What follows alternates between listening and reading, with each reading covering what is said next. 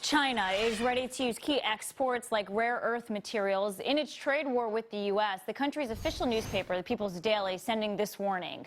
United States, don't underestimate China's ability to strike back. Well, rare earths are used in a wide range of products, including iPhones, electric car motors, even military jet engines. We bring in Dean Cheng. He's a senior research fellow at the Heritage Foundation's Asian Studies Center. Dean, good morning.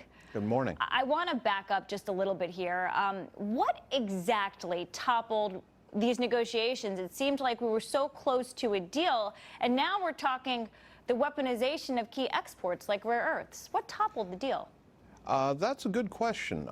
Both sides are accusing the other of bad faith. The administration has submitted to the Federal Register the most recent version of the agreement, denoting that China does seem to have walked back almost 30 pages worth of commitments.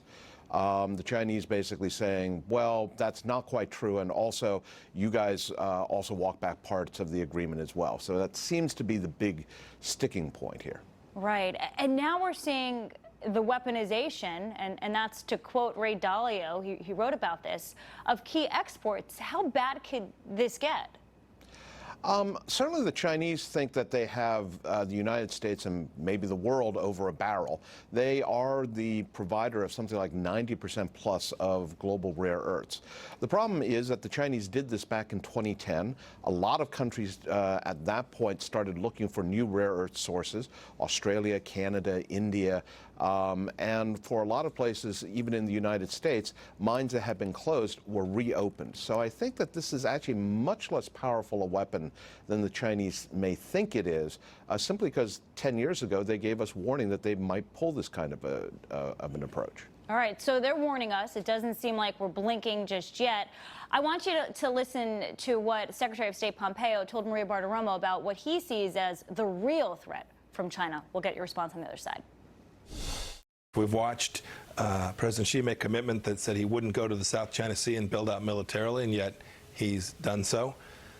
We've watched them engage in a very significant arms buildup, not only in the quantity of arms, but in their lethality, their capability, and their capacity.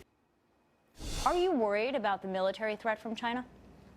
I'm always worried about the military threat from China because I'm the Paul Mill analyst on China.